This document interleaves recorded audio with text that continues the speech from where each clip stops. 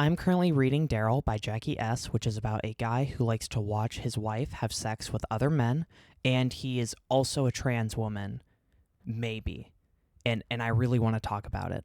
This book is really interesting because on the surface, it does just talk about a guy who likes to watch his wife have sex with other people, but in a more deeper thematic way, it takes a look at toxic masculinity, gender, queerness, the trans experience, and it kind of packages it in this Trojan horse of this guy who is a cuck, but is actually having much deeper introspective thoughts about who he is, society, and his own trans experience. I'm about 3/4 of the way through this book. I have not finished it yet, but I got to this point and I really wanted to make a video about it, so I want to give a kind of plot summary play-by-play, talk about some quotes that have stuck out to me, and then I will finish the book and we will kind of wrap up with my final thoughts. The story starts out really quickly and does not give us any time to kind of catch our breath. It just goes straight into Daryl's first-person introspection about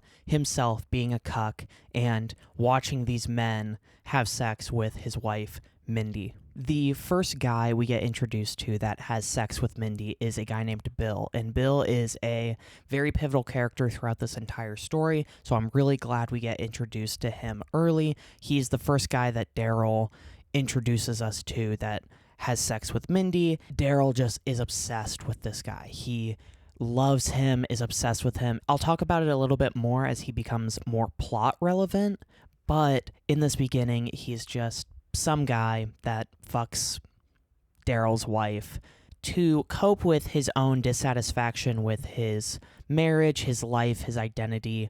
Daryl does take drugs pretty constantly while Bill has sex with Mindy, but then also just generally, and this all culminates in his dissatisfaction with his life to the point where he asks Bill to kill him in kind of like a BDSM snuff type of way, and this really causes a rift between Daryl and Bill and Mindy, where Mindy is just really embarrassed of Daryl, and that's pretty much the entire dynamic throughout the story.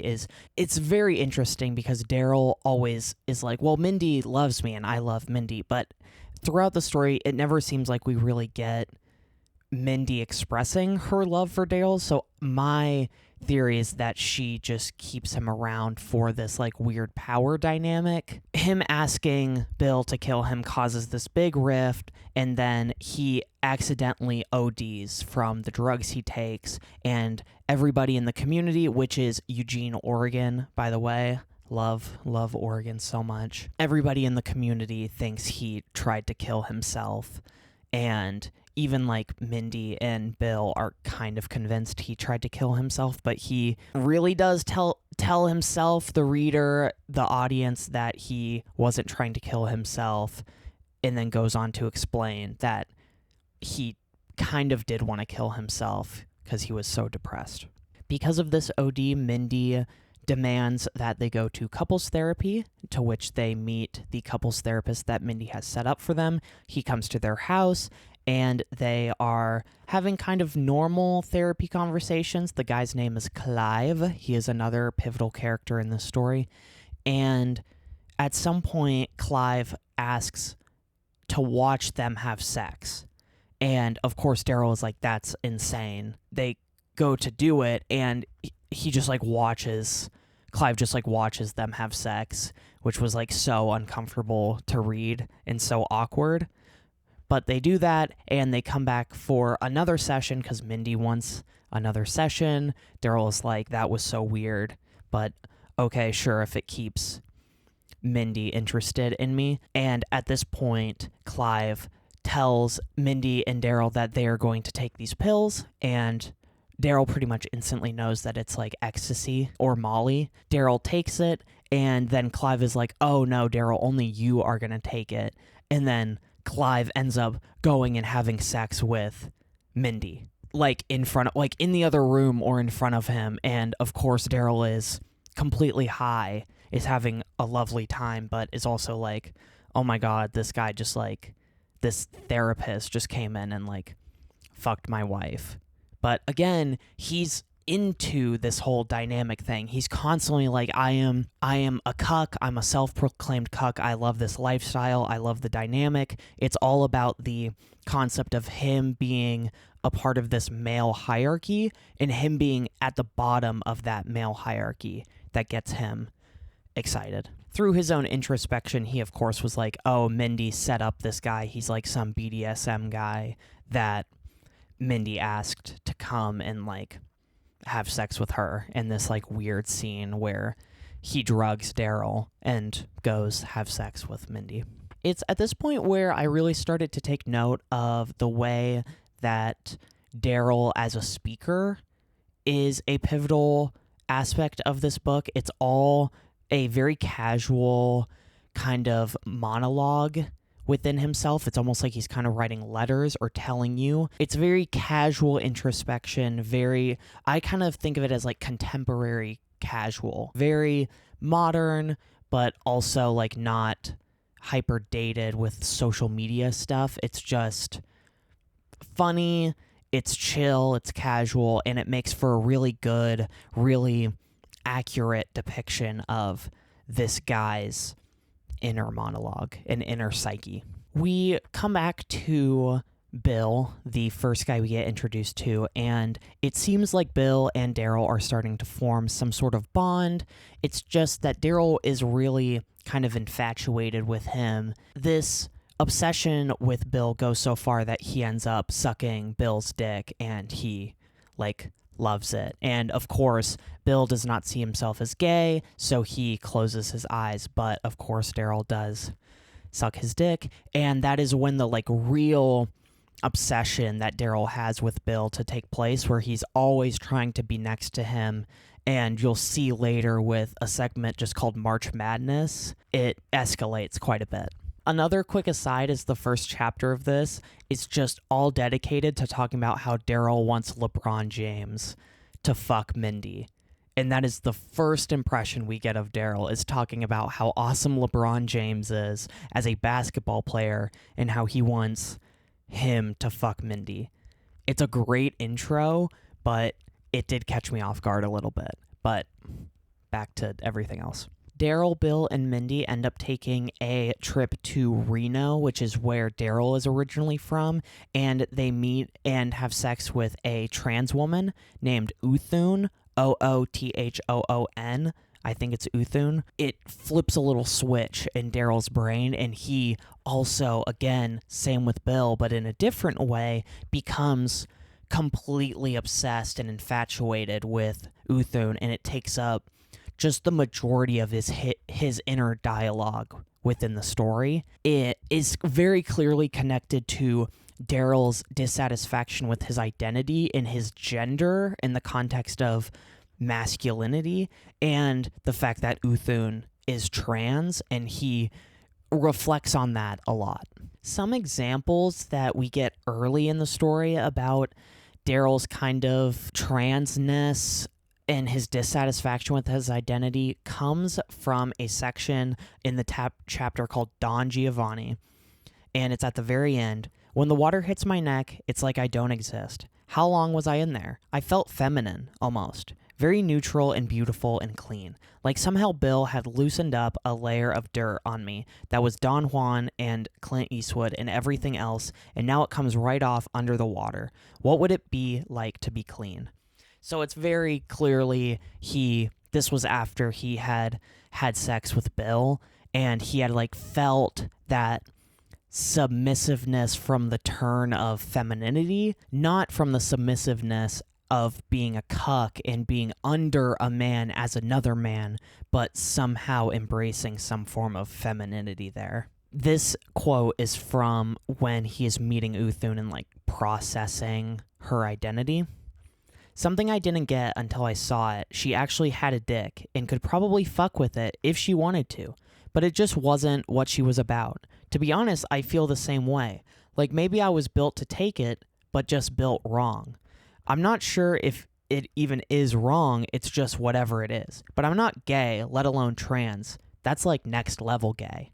Which I love his aversion to transness in a way that he associates it so much with being gay, he sees the world in such a tiered system. He sees masculinity as a hierarchy, and he's at the bottom of it. He then processes straightness to gayness all the way to like trans in this very, very level 2-dimensional plane. So he always talks about how, well, like, yeah, he's like sucking Bill off, but if they did anything like this, that would make them like really gay, and Bill's not gay, but I'm not gay either, but I want to do this. It's very steeped in this denial centered around who he thinks he is and not what is just what he enjoys and what is being presented to him. This is also where Daryl begins to focus a lot of his introspection on the concept of the identity of being a cuck, and I think this is really interesting because he perceives the concept of being a cuck not as a kink, but as an identity or a sexuality even. He likens it very consistently to queerness and being gay.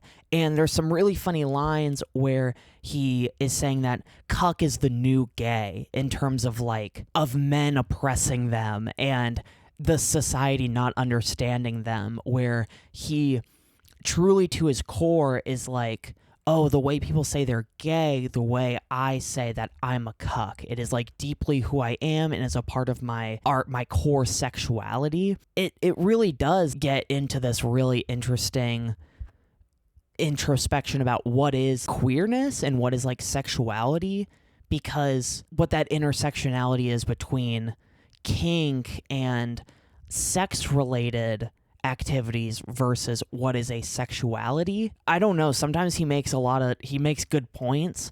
I just think it's really funny when he talks about how gay people get shit on, and he's like, but I also get shit on because I like to see my wife get fucked by other men, and I'm oppressed too.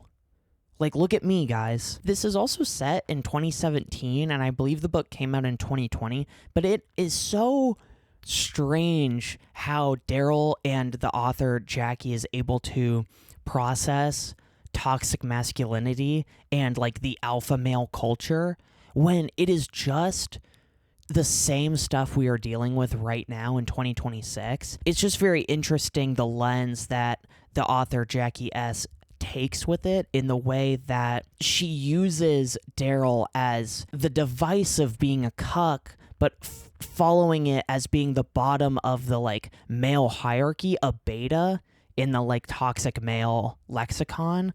But in the context of being trans, he's like, this is like a chronically online, but like he's like male failing. Like he's failing at being a male and he's being emasculated, and that is a part of his drive and his identity. And it's just really, really poignant, very, very well done social commentary on toxic masculinity in a time that isn't even the modern rendition of this weird, like, looks-maxing, Chad, social media fucking bullshit.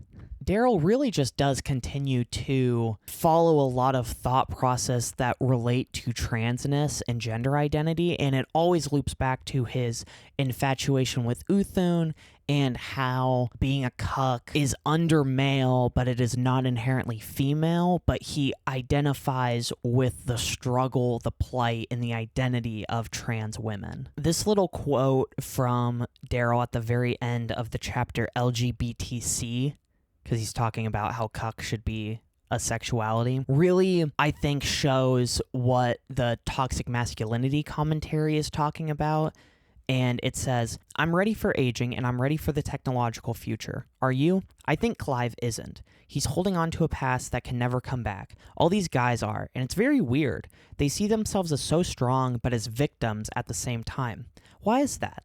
Like, we're all supposed to mourn a world that's no longer ruled by strong men, but it still is. And if they're so strong, they ought to take it back themselves. It's all a pity for the pitiless. Then they become fascists.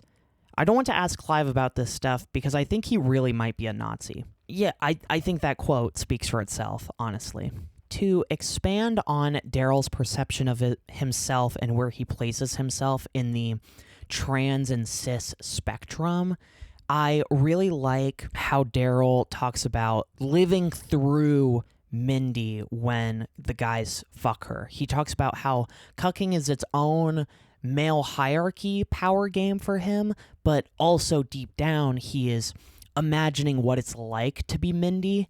And there's just a quote that is crazy for him to say out loud and then to not be a trans woman. I've been talking to Uthun more. Trans stuff is always such a mystery to me, but I'll bet in the future guys like me will be trans whether we like it or not. Like, why neither nor? Why play a game to lose?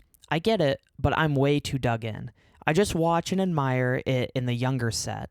Learning more about poetry has been a trip too. Lord Byron, man, he was like a guy like Bill. Though maybe Bill's more down to earth. But back to the other thing, I figure any guy who isn't packing heat is going to switch teams. God knows I would have as a teenager. Whatever. Oh, the closet.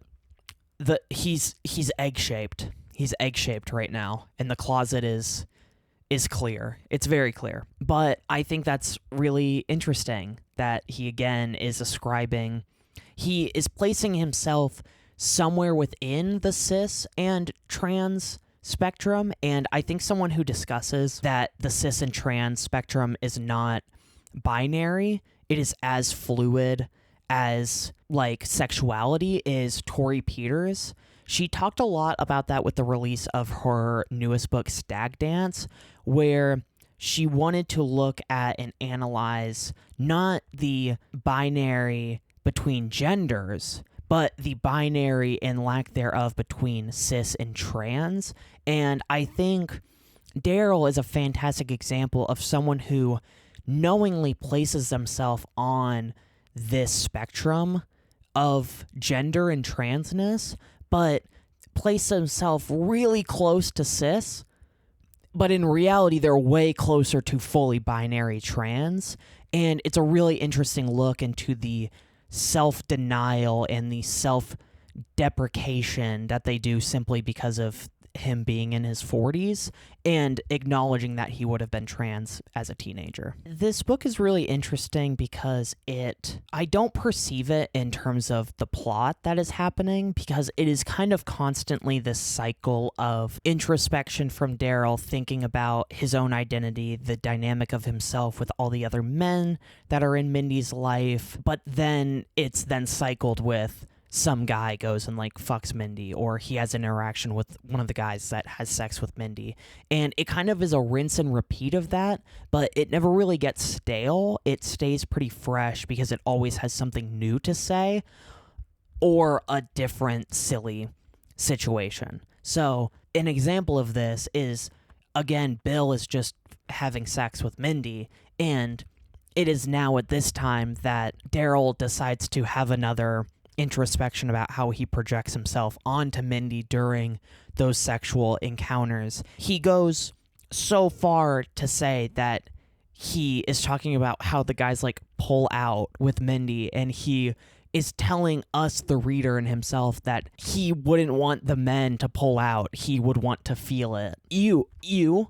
But then also, like, you're trans. The pace is broken up a little bit by Mindy telling Daryl that she wants to start exploring relationships with women. And at first, Daryl is a little bit peeved by that because he is so ingrained in the concept of heteronormativity in the context of their marriage. He's very happy with them being a straight couple with this kind of sexual kink side to them, but this introduction to Mindy seeing women kind of throws off Daryl's satisfaction from the like male power dynamic of it, and it kind of shifts the whole perspective that we've been getting through this story up until now. This person is named Kit, and this is another person that Daryl just really looks up to and admires from Kit in a way that cannot process that this woman can be kind, supportive, feminine, but then also rugged and a provider like a man can. And it kind of like blows his mind a little bit. It gives us the best look into Daryl when he says that he is below men, but society thinks that means he's a woman. but he's not. They're in their own separate field. And I really like that because I think a lot of the emasculation in the like toxic masculinity side of society will place feminine men below at the bottom of the male hierarchy, which makes it seem like women are below men in the hierarchy, but it's not. And I like how Jackie S, through Daryl's mind, kind of makes that present and known, and it kind of caught me off guard with how nuanced that statement actually is. With the turn and plot point of a new sexual partner, we also get some new retrospection and introspection from Daryl, and this time it is talking about how he, again, is identifying with the concept of transness, and this quote kind of continues on that concept. What I ought to do is try to find more trans women like Uthun. I pay attention to them online, and it seems like we've got some stuff in common, or at least they joke about it. How do I acknowledge we're alike without saying that they're male or that I'm not? Gender is a fucking prison, man.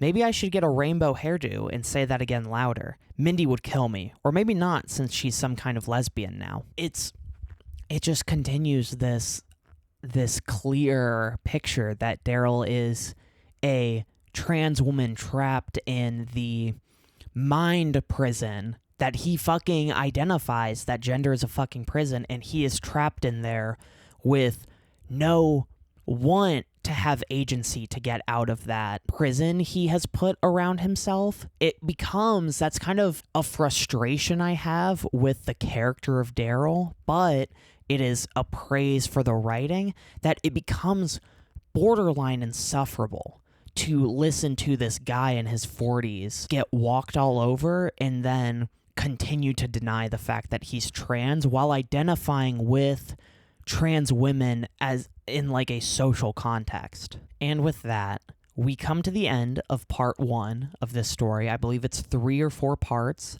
and we finally make some progress with Daryl, or Daryl makes some progress. He ends up wanting to cross-dress. This leads to a really awful, awkward situation where he cross-dresses. Mindy kind of walks in on him, obviously doesn't freak out or whatever, but she says, hey, you need to go get me something from the store. And she says, go in that outfit. And he does it. He, of course, reflects and is like, that was too much and that was insane. But like another little switch flipped in his head about like what is possible with his gender identity. Again, thank God we make some progress, and even Daryl can note that he has started on this very new path for him.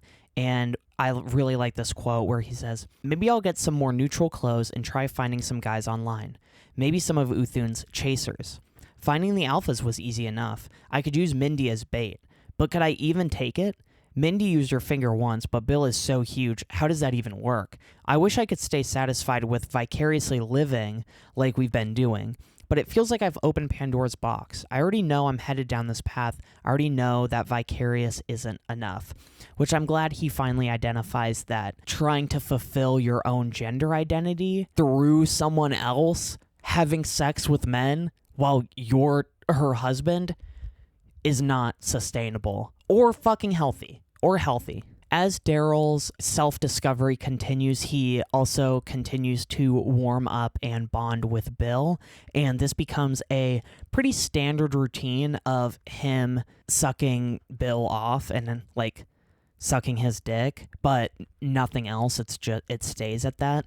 But it also is a time where Daryl starts experimenting with where he finds his kind of gender expression and dipping his toe in that. He shaves his arms.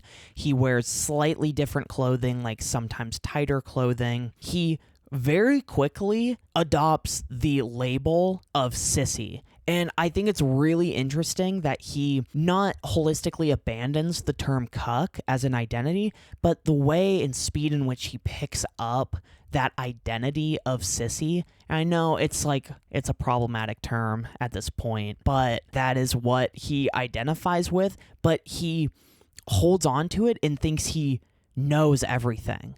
Like his inner dialogue is like, Bill has never been with a real sissy like me, and like, I'm the real deal. Like, he's been doing it for, like, girl, you shaved your arms and wore, like, a different shirt. Calm down. All the while this A-plot of Daryl and Mindy is going on, there's also this slight mystery happening, and I'll give the rundown of it, but it has not actualized to the point where I am at in the book.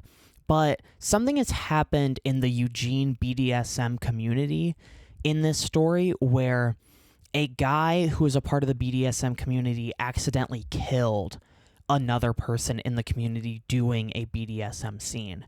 And as it slowly gets uncovered, we learn that one of the guys was named Brad, and I think one of the guys was named, like, Brian. Too many fucking B names in this story. The guy who got killed ends up, Daryl discovering, being Bill's his half-brother.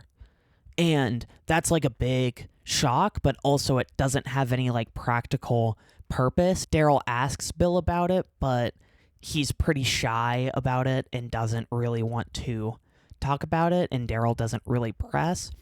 And then even later, we learn that Clive, the therapist and then pretty consistent right-wing Nazi sicko that fucks Mindy throughout the story, was the guy who killed Bill's half-brother. And so we get this really interesting circle connection thing here, and these scenes of the, like, A-plot are broken up by Daryl trying to uncover this mystery, this, like, BDSM murder mystery, where everybody in the, like, Eugene BDSM community, which is apparently huge in this story and might be huge in real life, everybody's very secretive about it because it happened a long time ago. But that is, like, a key B-plot that I hope gets fleshed out as we go along. All the way up to where I have read, it just ends with Uthun continuously encouraging Daryl to embrace who he is as a true trans woman and everything like that. And Daryl is, of course, bothered by that because he's like, I'm not trans, I'm a this, I'm a that, and I hold true to these identities, but I'm not trans because that's gay premium or whatever. And that is where part 2 ends. And that is where I have gone up to. I am really loving this book so far, if you can't tell by how long this video is so far, just talking about the plot. It's fantastic. I love the introspection. I love the way that gender, identity, sexuality, masculinity is talked about in this book. I like how it's funny. It's not afraid to be, like, raunchy and a little bit corny for the sake of casualness and talking about this stuff casually, but also in an adult, nuanced way. And I'm so excited to see where that B-plot about the mystery comes in, and I'm interested to see how Daryl's identity either wraps up in this really nice bow or if it is left kind of unsatisfying, which I think would be more realistic, but I would be upset just a little bit. So I'm going to stop here, and I will report back in like an hour when I finish it. Okay, hello, welcome back. I have finished Daryl by Jackie S., and I am going to continue the plot summary, and it got fucking crazy, so let's continue. So we left off where we were kind of questioning what is going on with this B-plot about the mystery revolving around Clive and how he killed Bill's half-brother. I'm so glad we talked about that because that takes center stage in this back half of the book. So we still get a lot of the really great introspection about gender and everything, but that takes kind of a back seat for what culminates into a very interesting B-plot turned A-plot of the story. We start this back half with Daryl finding a new lover named Satori, and she is, again, a part of the kind of Eugene BDSM community, and she has a partner named Moonbeam. These fucking names, I swear to God. Uthun and Moonbeam.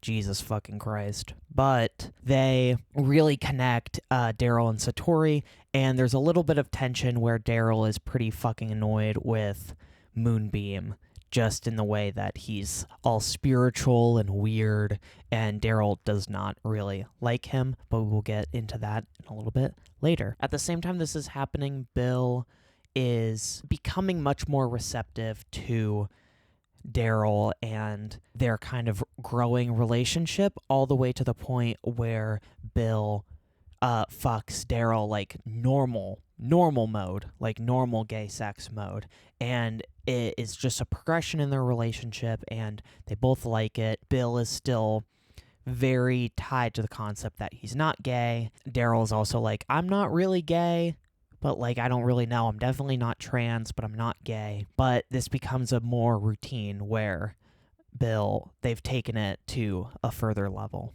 Not to make a pun, but this transition for Daryl has also pretty much completely removed his identity as a cuck, his self-identification as a cuck.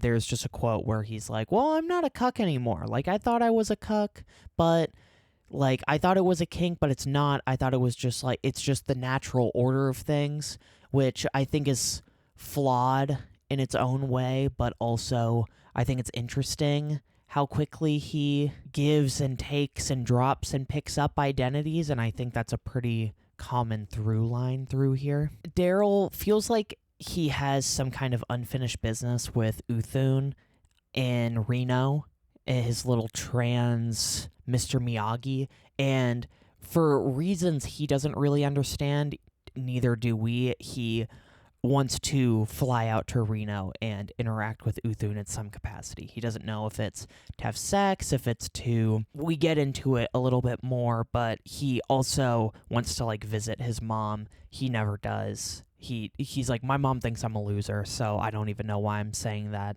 He's just padding it so Uthun doesn't think that he's flying out there just for her, but he basically is. This is kind of the last, like, mark in, like, more profound idea of gender identity and transness, because everything after this goes straight into the B-plot mystery. Daryl is finally able to, like, see where Uthun lives in a very common, very played out concept of this big dilapidated house with a bunch of queer and trans people in them, and it kind of helps Daryl put the concept of transness into perspective, and it is used as a device to kind of bring the audience back down to earth about what the story is about, which I really like, because as Daryl is looking at this dilapidated house, it's fucking disgusting, dishes are everywhere, and he realizes that Uthun, who he has put up on this pedestal as perfect and this interesting trans woman, is a 35-year-old fucking poet wannabe. He should not feel this infatuation with her just because she's trans, and really paints actually a very miserable depiction of being trans, and the fact that Uthun is using immaturity and like profound, like fake profound poetry to avoid the reality of her situation of being a 35-year-old trans woman who acts like a 22-year-old, doesn't have like a real job, lives in this dilapidated ass house. And it kind of brings us back to reality. As Daryl reflects on what he really wants from his gender identity, and that being trans truly isn't the answer for him, but that he finds himself somewhere on that spectrum, he reflects in these quotes saying, Satori showed me how to be a man with a woman, and Bill showed me how to be a woman with a man. Maybe a man with a man, or however you want to label it, which I like because he's still open to the concept of some sort of transness, but is no longer creating this idyllic picture in his head about what being trans is. And Uthun was that device of like being trans is this mythic, poetic thing. And his trip to Reno kind of helped bring that to the forefront. The whole trip to Reno ends where he gives Uthun like 30 grand to pay for her surgery, and he wants this to be like the last of chronicles with this woman and kind of be the hard cutoff. And I do think that's sad in a place to like leave it, especially his conclusions he came to earlier in the book about how he would transition if he was a teenager and how life would be so much easier if he was a woman, and seeing himself as the woman in all the relationships. I think it's sad that this is where his gender journey ends in the story. I think it's unsatisfying, but I think it's very well written. It's not a diss on the book. It's more of a sadness for the character of Daryl. And it kind of just caps off with this quote of him reflecting through that, saying, "I'm having all of these adventures now that I should have been having when I was 19. Instead, I was pretending to be asleep in a bunk bed, staring at the ceiling, wishing I could be her," referencing his roommate that would fuck the girls that he liked. So he's just saying, I spent so much time being passive and keeping my head down and wishing I was these women, but I never lived it, and now it feels like it's too late. And he comes to some form of acceptance with that, which is really sad. Right before Daryl went to Reno, he spoke with Clive, the fake therapist slash weird right-wing Nazi Republican guy who also probably killed that boy, Bill's half-brother. Super convoluted, and he was just venting about how much he hated Moonbeam, Satori's partner, and Clive was like, well, we take taekwondo lessons together, like, do you want me to, like, fuck him up in sparring? Daryl, like a fucking idiot, is like, yeah, like, make him feel pain, I guess. He comes back from Reno, and all fucking hell has broken loose. Mindy goes up and is like, what the fuck is going on? Moonbeam is like in the hospital from a sparring incident. They don't know it's Clive at that moment. But then they're also like, why the fuck is our bank account at zero? What the fuck do you do with our money? Throughout this whole story, Daryl has not worked at all, and he's just been coasting off of this inheritance that he's been having. It's not been very prevalent, but they have been mentioning it through the story. This is when it all comes to a head, where Daryl finds out that Mindy's been grabbing into his inheritance, and he just gave Uthun the $30,000. He is now piss broke, and he is panicking about it. He ends up running over to Bill, to which he is all out of sorts. He tells Bill about the like money situation, but then at the same time, he realizes that the person he wanted to go to and support in was Bill, and he confesses his true, like, actual love for Bill, and Bill reciprocates. I've been thinking a lot about you saying that you're not gay, and then I said I'm not gay, and I want to put all that aside, and I love you in a romantic way. And it's very, very well written how Bill explains his nervousness about identifying as gay, because he gets into how his half-brother Brian or Brad, I can't keep up, there's too many B's, his half-brother came out as gay, and he was very mentally ill and then got sick with most likely HIV, AIDS, or some sort of illness, and took into the BDSM community to basically kill himself, and that is how Clive ended up killing him. So Bill was basically confessing to Daryl that he didn't want to identify as gay because it brings a lot of connotations to his life of what is identifying as gay.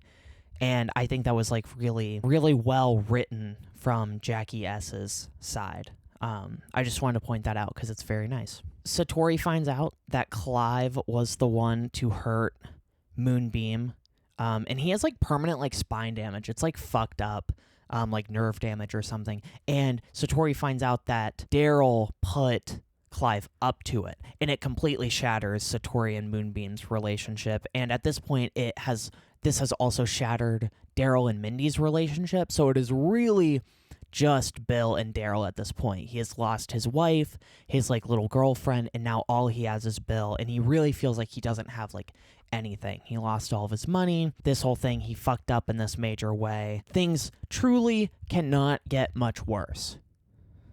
As Daryl is leaving his house, he gets a call from an unknown number, And this has been happening constantly, and he realizes it's Clive. So he finally relents, and he picks up. He says, meet me at a coffee shop. We have to talk about this. And Daryl's like, you know what? What the fuck do I have to lose? Whatever. And boom, Clive pulls up right next to him and is walking with him. Daryl got like pepper spray for some reason before this random plot point. He like reaches for it and realizes Clive has taken his pepper spray and is putting together the pieces that Clive is about to fucking kill him in this really like psychologically scary way. He takes him out to the mountain that they hike at, or like were hiking at one point, and walks him up here, and it's just Daryl like bargaining, like really trying to like be like, please don't kill me, like I won't say anything. And Clive is just like, I've fucking already killed someone. I don't believe you. You like asked me to hurt this person. It's him just wanting to hurt somebody and then taking Daryl's weakness as the go-ahead, the green flag to fuck Moonbeam up and fuck up Daryl's life. And get to the top, Clive has made the exact concoction that Daryl used to take for like when he took drugs, and it's the same concoction that he OD'd on, so he wants it to look like an accident. And right as Clive is allowing Daryl to like form his like suicide note, basically, like fucking horrific. This guy was pitched to us as a therapist 150 pages ago. Like, that is fucked up. Anyways, right as that happens, our final act, Bill swoops in on a motorcycle that he stole from one of Satori's other partners and shoots Clive in the fucking leg, and then picks Daryl up, and they ride off into the sunset. And that is the end of Daryl by Jackie S. I really like this book. This book was so good. It had everything that I wanted with a lot of stuff that I didn't know that I wanted. When I was going into this, I was told that it was about a cuck and it was kind of trans. And that was all I was really looking forward to through this book, and I got that straight out of the gate. But then I also got so much more, and such a great look at masculinity and a much more nuanced and I think gray area look at queerness and what it is to be trans. I still think Daryl is trans, even if he is going to go live a cis gay life with Bill. The writing was too on the wall, but I don't think someone has to be actively transitioning to be trans. That might be like too woke of a take. I think somewhere deep in there, Daryl is certainly a trans woman, and certainly would have been if given the opportunity in his earlier life, but that is just not in the cards. And I think that unsatisfying ending for Daryl, in terms of like a reader that is rooting for Daryl to be who he truly should be, it's unsatisfying in a way that's very realistic and very well done by Jackie S. Just fantastic writing. I love the prose, the internal monologue, the perspective here, the introspection, the retrospection, the it's just like really well done. I can't praise it enough. It's one I'll definitely be thinking about. I don't know who I'm going to recommend this to. I don't think I have a single friend who would read this and enjoy this, but I enjoyed this. And that's kind of all I need. There's nothing really new thematically that I wanted to touch on relating to the back half of this book and finishing the book. It all follows a very similar pattern of Daryl's gender identity and his journey, but then it also fleshes out the B plot that, in a way, I appreciate, as it is something to focus on that is not just Daryl talking about how he's fucking trans all the time. But I think at the same time, it is one of the weakest parts of this book, of this B plot that turns into like the pivotal ending point. I found it to be a little shallow, and the only like profound thing that came from it was Bill's explanation about how he did not want to identify with being gay due to his half-brother's really sad, untimely demise. But it was probably my least favorite part of the book, but that's not necessarily a bad thing. The book was fantastic. I would highly recommend this book to any, honestly, recommend this book to a man, a cis man that is not like a macho dude bro. Give this to a person who, like a man who can embrace their feminine side but feels insecure about that relationship that they have with their masculinity. And I think it will give them a lot of insight into what being a man actually means in a way that it's told through the perspective of a cuck who might be a trans woman who is getting chased by a killer BDSM guy. That is all I have for this video.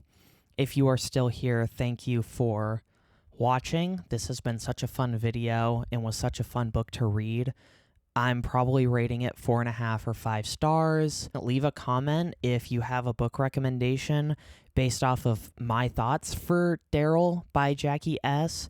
Or just leave a comment on what you thought about this book in this video. It was, again, so fun to make. I hope you watch some of my other videos that are like this, and I will see you in the next video. Bye-bye.